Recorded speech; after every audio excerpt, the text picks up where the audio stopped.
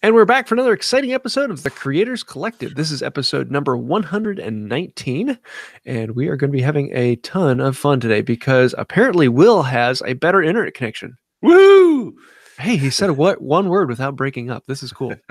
This should be interesting. So yeah, we're going to be having a good bit of time here. And I do want to say a huge thank you to our patrons on Patreon, particularly Darren Mates, Caleb Harris of You Can Make This Too, and Judith Grass. You're helping make this channel better. So thank you for that. Also, if you'd like to listen to us, you can do that on iTunes, Google Play, Cloud Stitcher, SoundCloud, yeah, all those places. Or you can join us live here every Thursday at 10 a.m. Eastern Time on the Creators Collective YouTube channel. And yes, we do pull most of our comments and questions from the live chat. So if you want to join us there, come on over and enjoy the party. Let's jump into what we've been working on. Zach, since you just joined us, what do you have going on? Forging Zach's next. Yeah. I went out to the shop early this morning and started forging a bunch of stuff, and then I just got the mess. I usually always remember. That's a weird thing to say. Usually, always. No, and then I got a message, and I'm like, "Oh crap! The podcast is in like 5 minutes," and I had a ton of like hot metal in the forge. Let's see what have I been doing? Well, I forged an 8-inch chef's knife last week, and I kept it for me. Ooh. And it's amazing. I'm happy with it. And yesterday, I wasn't really feeling motivated to do anything, but I did. I powered through it and went out, and I have this book that this Mark Asbury blacksmithing book they're really good. And usually if I don't have, sometimes I just don't want to do work for money. I mean, I enjoy doing that, but every now and then I feel like you have to have, and I don't do like the Saturday, Sunday off. So I will work continuously for, 10, 11 days at a time doing paid work. But every now and then I'm just like, man, I don't want to do anything for anybody else. And so yesterday was one of those days. So, and despite feeling uninspired, I'm like, I'm just going to pick a couple of things out of this book and work on them. And so that's, I've kind of been going through it, and that's been really good skill builder. But then yesterday I wanted to see how close I could get on that same, because I really like that 8-inch. I have a picture of it on my Instagram. I really like that, and I wanted to see how close I could get without grinding. So I forged this whole knife with like no grinding. Wow. Took me almost 4 hours, which is disgusting. It is completely unacceptable. It's faster than I could do it. But I mean, well, typically what you do is you'd hammer it out, and I'd say most people would hammer it out rough, kind of get, some blobbage, and then just kind of profile it and be done. And you could probably do that in an hour or so. But I really wanted to see how little grinding I could do on this. And it was a lot of fun, a lot of techniques. And I mean, just things that you can do so easily in a grinder. A lot of the times to like the finger notch and the handle was, it was just good practice. And I feel like speed will come with time. I just really want to be as good at forging as I can. And, grinding's profiling things on a grinder is easy. So, so that's kind of what I've been doing. Messing around. I got Lindsay an air graver. I can't remember if I said that last week. Yeah. The thing is ridiculous. I'm finally getting the control of the system, but the drawing is, and I'm not like an artist. I've always been I'd say I'm a decent artist at, drawing stuff. I'm okay at it, but I've never really like tried to develop that skill set much. But with the engraving and stuff, that's, once you get the control of the system, it's really how much like laying things out and doing scroll work and all of that. So that's kind of what I'm working on. Also today I have a couple more claw hammers, man. I'm tired of forging those things. There's just so much extra work, but want to do something kind of wacky. So I'm forging my main forging hammer. I have a 2-pound rounding hammer, and I want a 2.5 pound, but I'm going to put a kind of ridiculously long handle on it. And my hammers already have long handles, but this is going to be like probably a 17.5 inch long handle on a 2.5 pound hammer, which is crazy long, but I want to try it. I think it'll be fun. And I decided I'm going to forge 2 of them, and I'll probably auction the other one off. So it's going to be kind of a wacky one-off hammer, but keep your eyes peeled for that, because it's going to happen. Sweet. I think that's everything. Right on. Cool. Well, what you got, Will? Oh, baby. No. I last weekend I went out to, well, I got an inquiry for a new live edge book matched slab table out of cherry.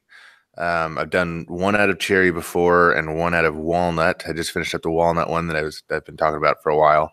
And right as I was finishing that one up, I got a new inquiry for a new cherry one. So gave them a price before I sourced the slabs. Then we agreed on that. And then I called my normal slab guy, and he was like, I don't think I have any book matches. And then I was like, oh crap. So I've been trying to source those. So I went out last weekend to my slab guy and dug through the piles and found a book matched pair that was wide enough at the bottom, like in the back corner of his stacks. So there's a lot of moving of slabs with tractors and skid steers and stuff like that. But I found the slabs, and I came away with some other stuff that he wanted me to play around with.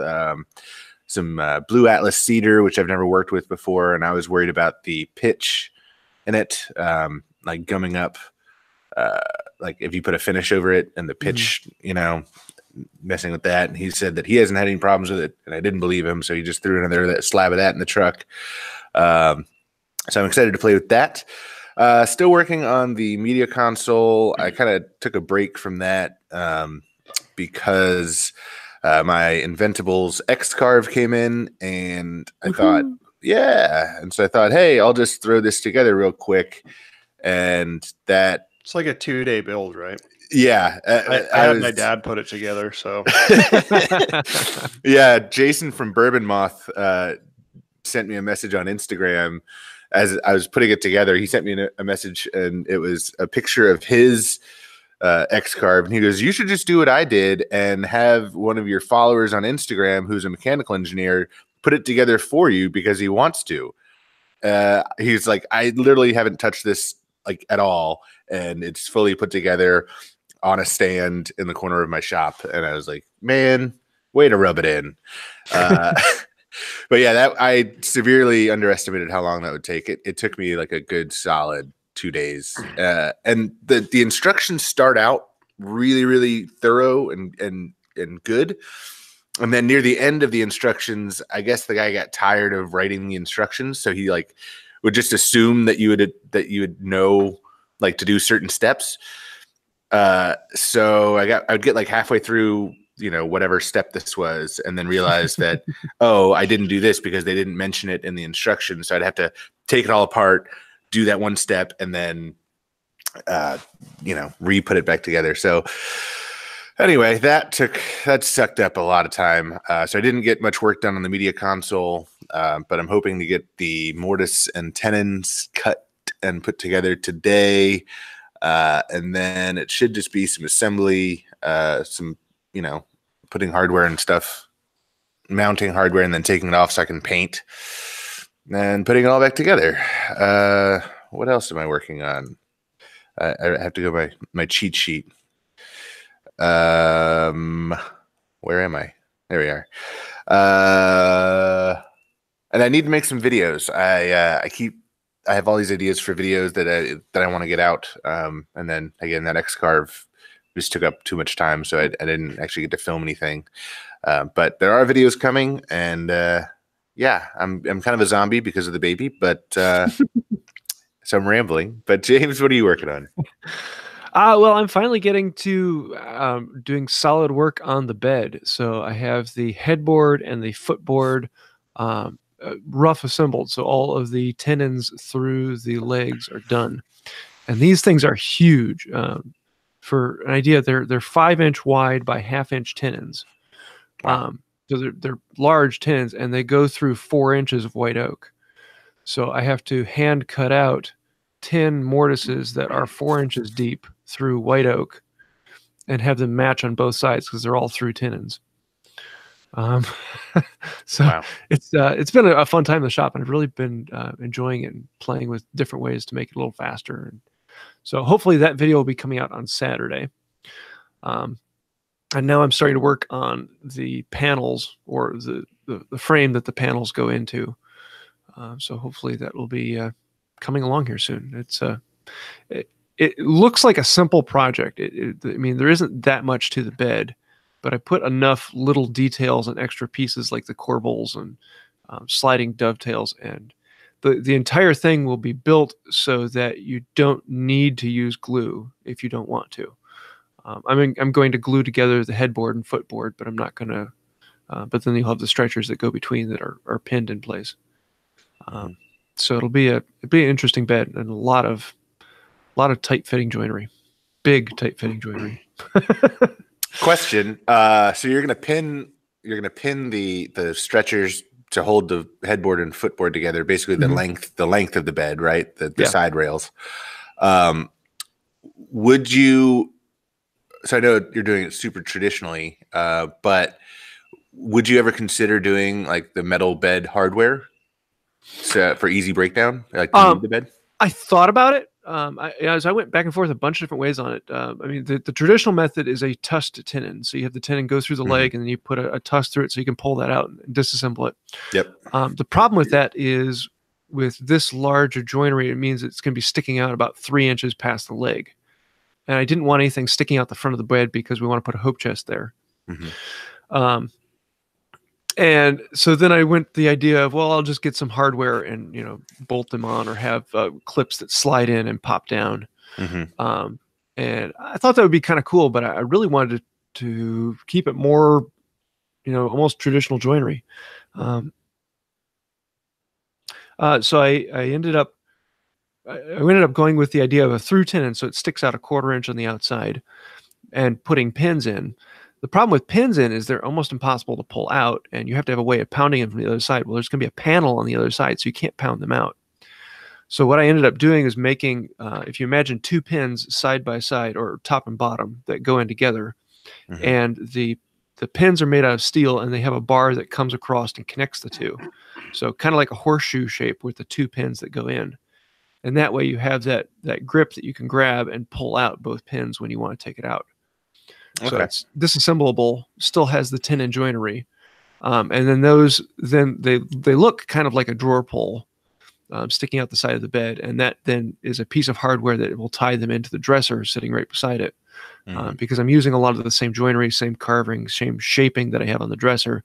So the two go together. And those pins will then look like the drawer pulls on the dresser.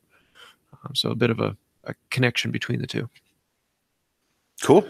Good explanation. So, should be fun. We'll see how it goes. And I just got those in, actually, the pin. It's a guy in Europe who's making for me. And I can never pronounce his name. Lone.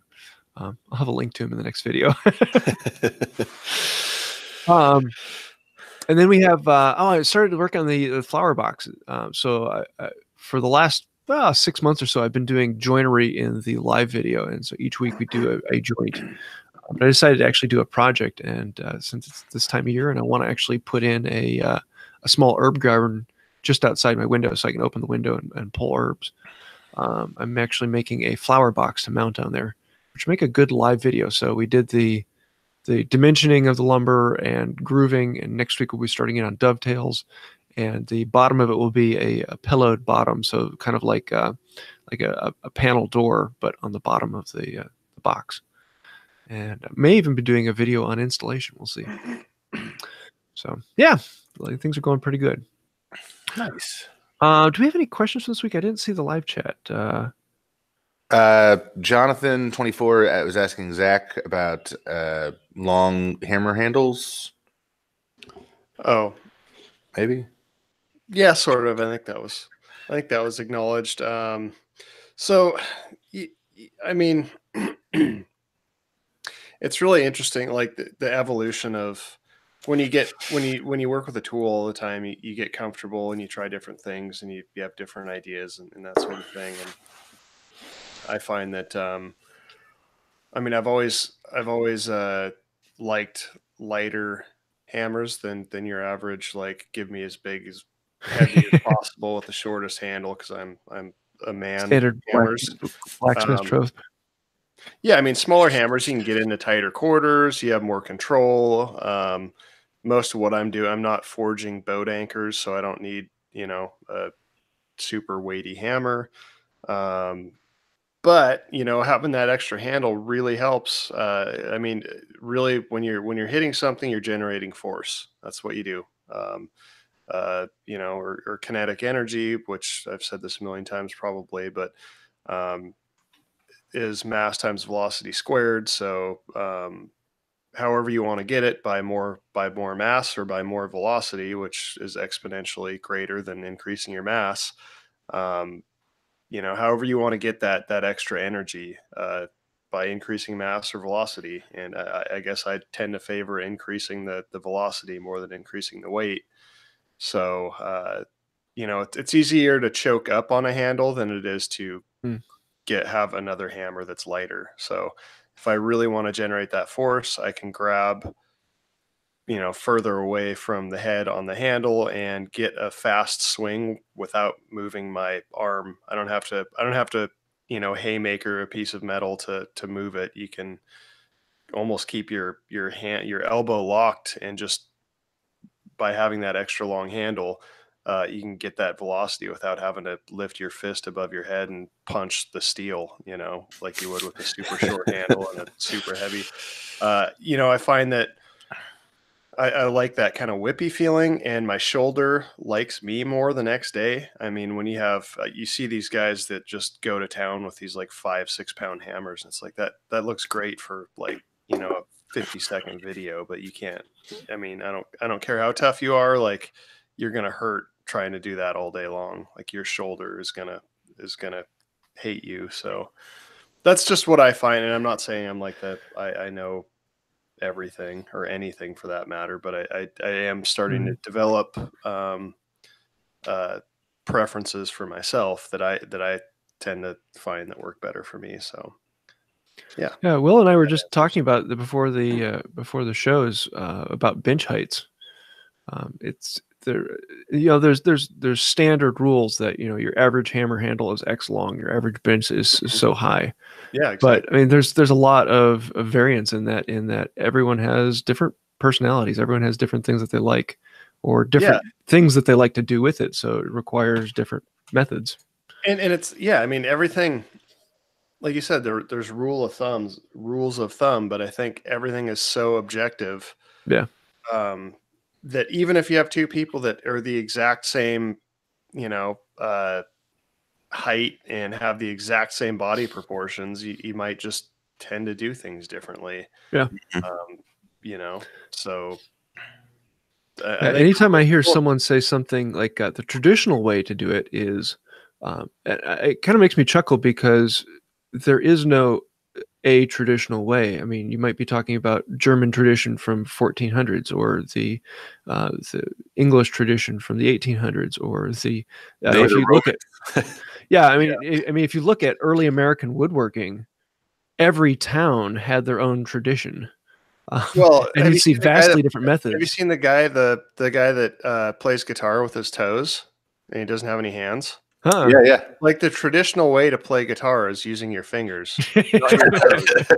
And that guy is like really good. Like he can play chords and like he sings. He doesn't have any arms. Like there's videos of it. I'm sure you can find it on Google. Huh. So, traditionally you'd play the guitar with your fingers, but this guy plays them with his toes and he does just fine. So there are no excuses. There's no wrong way to eat a Reese's, I guess. I think a rule of thumb is great for okay, I have no knowledge, I have no experience, and this will get me in the ballpark. And then once you start working with that and you start developing your preferences and then you can start experimenting. But that'll get you in Yeah, the ballpark, and I then you feel can tweak from there. I feel like it's a lot like any skill or like even photography. It's like you should learn sort of the rules so then you can break them and know why you're breaking them. Yeah. I was talking to Joshua Farnsworth of Wood and Shop.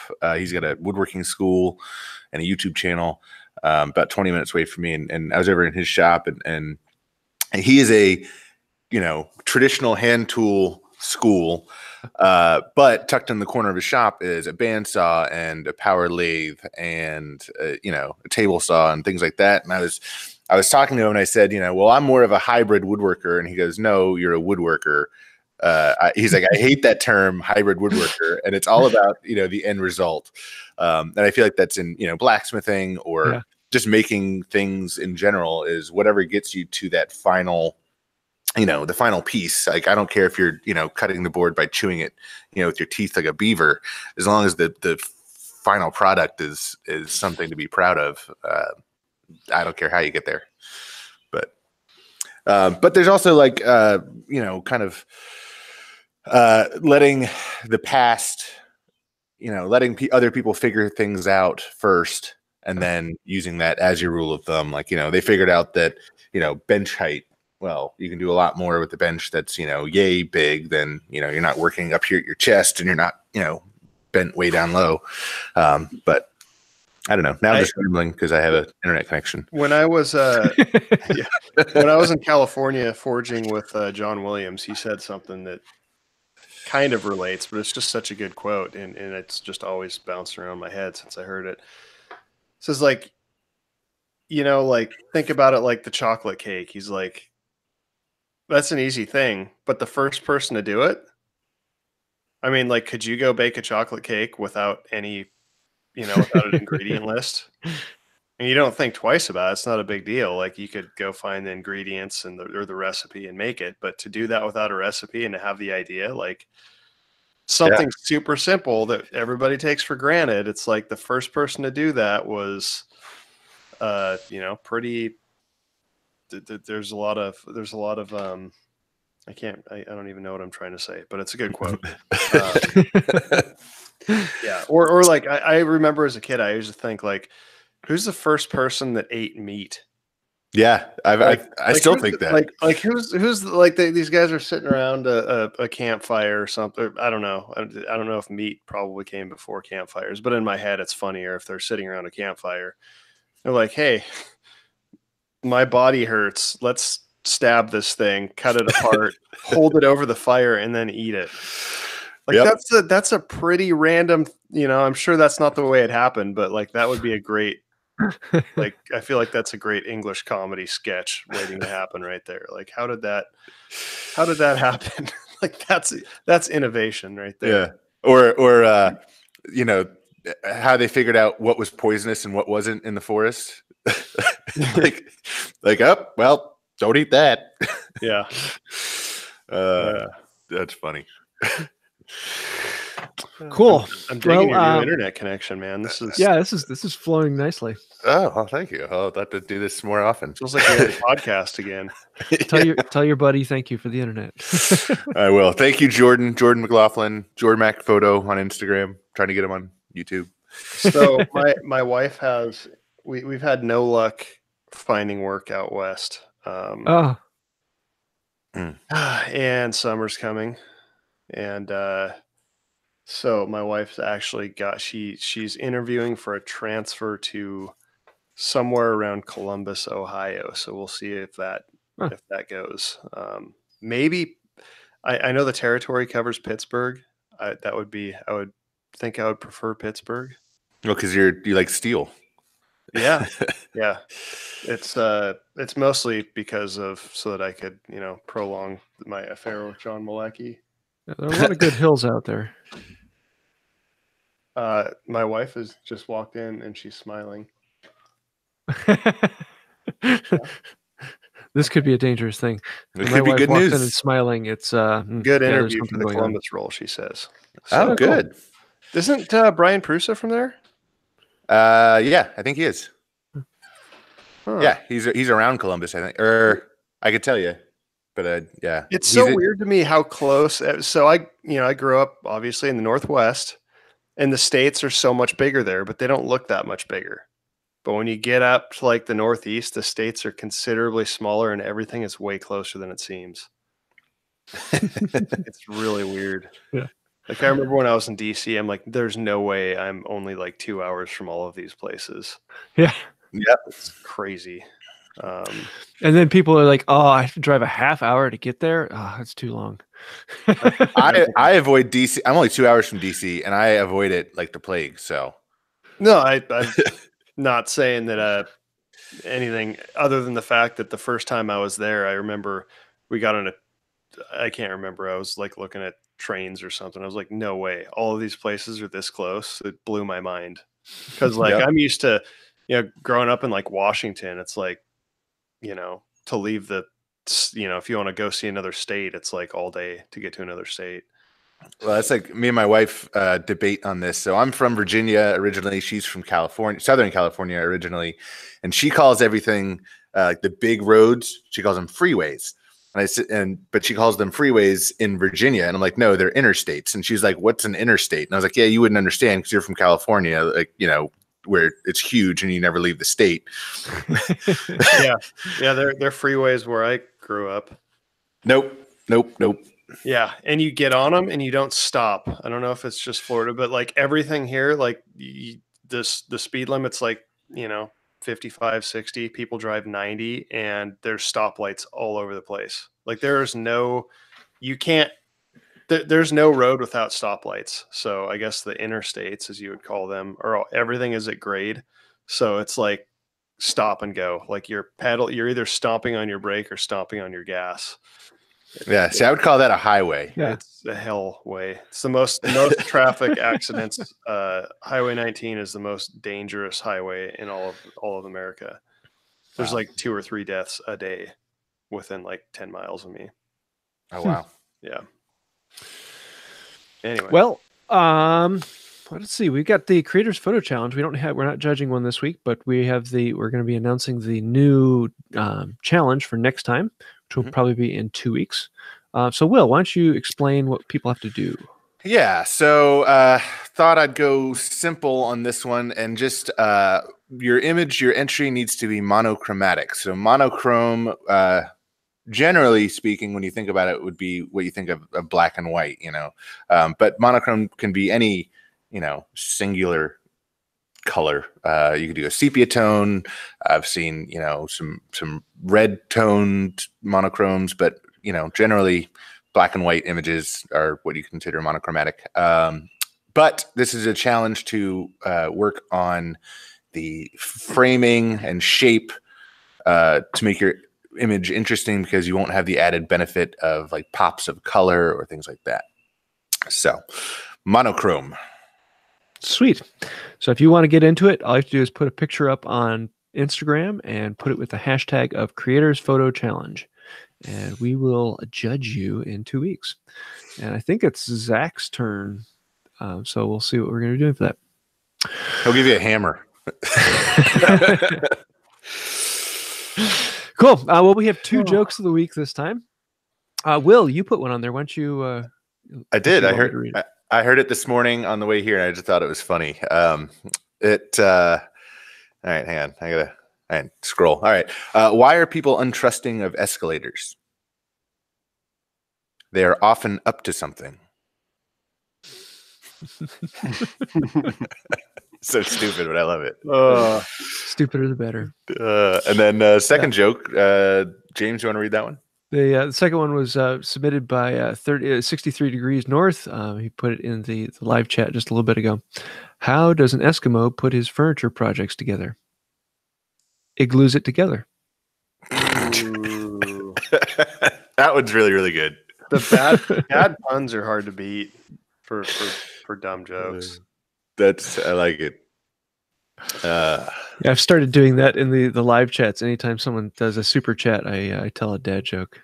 Joseph Bailey in the live chat says, I live near Highway 19. I was an EMT. It's called Blood Alley to the first responders. Yep, that sounds about right. Wow. You turn on the news every morning and it's like 3 dead in traffic accident on Highway 19 every single day. Mm. Yeah. Well, let's get into what we're watching, reading. What's inspiring us? Will, what you got? The Xcarve assembly instructions. It's ridiculous. So the question is that book bigger than Zack's Anvil book? So it's not a book. It's you have to read it online, either on your phone or a tablet or something. Like they don't have an instruction booklet that comes with your Xcarve. It's all digital, which is pretty frustrating because it's like I said, it's like a 2-day build, so you have to constantly keep your phone plugged in so it doesn't die on you. But anyway, yeah. What do you guys? I have to give a shout out to Wooden Shop, who you mentioned earlier. Yeah. I've been following him for years. And he actually has a really good series on getting started with hand tools, going through and talking about what you need, different things like that. But he just put out a video recently on storing finishes. He stores them in mason jars, and he has this food saver pump that he can actually put on there and pump the air out of the jars to keep the finishes fresh. Because I've tried Bloxygen and it works okay, but it is always a bit of a pain and it never quite works just right. Or crushing the can in some cases, which always just it's a pain to work with. So I gave it a try and I really enjoy it. So I'm moving most of my finishes over to these mason jars and pumping the air out of them. And so thank you for that. If you'd like to see a link to that, I'll leave it down in the description. Also check out his school, woodandshop.com, I think it is. They do some really awesome weekend classes where he brings in, like he's brought in Don, what's his name? Don Williams from the Smithsonian. He's brought him in. He's done brought in a couple from Williamsburg. Yeah. From Miami Vice. Was that Miami Vice? Yeah, it was Don Johnson. Yeah. And he's done a class on making your own hand saw, your own back saw. So just really, really cool. He's actually talked to me about maybe teaching a class for him. So check him out if you're looking to get educated in person. Sweet. Well, Zach, what you got? I actually just finished the Anvil book last night, matter of fact. So there. Sweet. Yeah. But I have a little bit left. I was reading Nightmares and Dreamscapes by Stephen King, which is a compilation of short stories, and I'm almost done with that one. I think I had plans to do something else after that. I have so many books like in line for me, in queue for me to read. I think I have some on design that I'm going to start into probably in the next week or so when I finish that other book. And I will let you know what they are when I get there. Cool. So there, take that. Right on. Well, do you have a favorite product of the week now? I'm gonna go with my my ISO tunes because actually I think I have them on right now. How convenient. Been just listening to music and working. It's nice because everything is. There's so much white, like the Forge is so much white noise. You don't realize how loud it is until like I go inside and get water and I'm like, holy crap. It's not necessarily an unpleasant noise, but it's very loud. And you don't realize you just don't realize how loud it is. And the only way I can actually listen to music when forging, especially if I have the PSI cranked up, is the ISO tunes. So, and I will take this opportunity. I don't know how. So they're doing like a promotion thing right now, and to be honest, like their promotions confuse the crap out of me. It's like buy like this thing and then enter this challenge for this other thing. And if you do that, then you add this to your basket and it's 10% off something. It's a little bit confusing to me. I know that they gave me a code that's ZHF to use always. So I'm sure if you look on their site, I think they have it's something where you can get, if you buy like their Bluetooth, you get like a wired set for free. And I was thinking nobody listens to anything with wired earbuds anymore. And then I think about every time I fly, and I'm like, damn, I wish I had wired earbuds for flying, because obviously you can't Bluetooth stuff when you're. I spend a lot of time in planes, and yeah, I never have anything to plug into them, and the ones that they give you are terrible. Have you guys ever used those? Like the ones that they give you on the plane? Oh, no. they're They're terrible. awful. They're really like they don't work. Like they don't isolate the screaming children. So They feel like they come in a Happy Meal. I mean, you put them in, and it's like you can hear the ocean. It's like it's awful. So yeah, if anybody needs that sort of stuff, I don't even know how their promotion works, but if you can't figure it out, try ZHF, and I think that will get you something. Hopefully, if it doesn't, then let me know. Yeah, I've got my pros right here. I don't like the pros. I like the basic. Well, there's the extra or whatever. Yeah, I don't like. There's the original. I don't like headgear attached to my music. I don't want to like clip things onto my. I like the pros because you can get the foam inserts. I much prefer those over the rubber plugs. I had the original ISO tunes, and they were like the battery life was abysmal, and the inserts like broke all the time. But I talked the original basic ones. Oh yeah. But I talked to them at Workbench Con, and apparently they fixed all those problems. I have two of the extras, and okay. I just always charge one when I'm using the other one. So I usually I can get it like, and probably, I don't know what they claim, but I think I get about like 4 or 5 hours out of the battery, like nonstop, which I think is pretty good. Yeah, on the basics, I got like 2, but as the battery life was winding down, it would go boo doo, and like let you know that the battery was dying, and so it basically made that like last little bit of battery life totally useless because like, it was stressful. Yeah, I will say the same thing. Like it reminds you too often that the battery's gonna die. Yeah, exactly. Like, it's like, because for some reason that always happens to me when I'm at the gym, and my gym plays the worst music possible.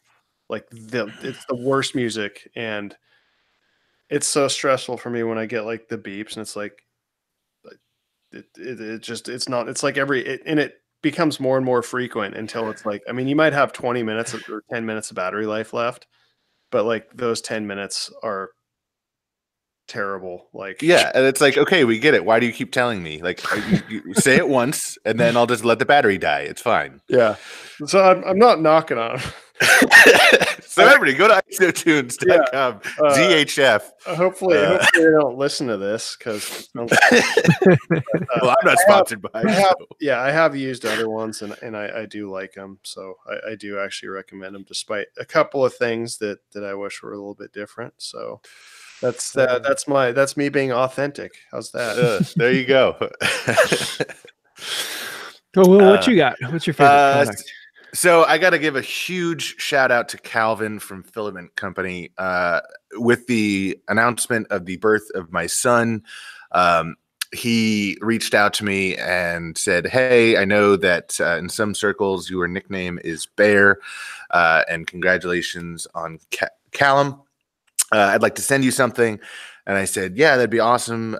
So it just showed up, and it is a wooden, it's a walnut and white oak Baby Rattle, made in the shape of a bear, and it's made in his shop, and he sells them on Etsy. So go check him out on Instagram and Etsy. Just really, really thoughtful, really, really nice, and thank you, Calvin. Very cool. So, well, I have to say my favorite thing this week is Umo. I don't know how to say it. It's a smooth on product, but it's the 2-part silicone rubber molding. So you can cast something and then mold it, or mold something and then cast it. And I've been playing with a couple different things. I've been making these trophies for a race coming up, and then I have another video. And so I've actually been molding several things in the shop and casting them with epoxy. So yes, really cool product, and I'm probably going to be using it more. You got a link to that? Yeah, I'll put it in the description. It's actually in the live chat now. So cool. Yeah, yeah, it's where was that? So Make Brooklyn asked Zach, was there a plot twist at the end of the Anvil book? It sounds kind of heavy. God, I wish I had some sort of witty response to that. I don't. I guess I'm off my game. Well, now that we've gotten to the end of this podcast, we've been having a little bit of fun here, and I hope you have been enjoying it as well. If you'd like to join us, internet connection. Yes, it's like a whole new. We actually still have 3 people at the end of the podcast. I have something to offer. Yay! So if you like that and would like to help us out, you can join us on Patreon and throw a couple bucks our way and help us make the channel better. Help Will eventually get his own internet that is fast enough to talk over like a phone. Also, if you want to join us live, you can do that on Creators Collective YouTube channel, and we record every Thursday at 10 a.m. Eastern Time, 9 Central Time. And I think that's about it. Anything I'm missing? Cool. Until next time, have a wonderful day. Adios. See you later.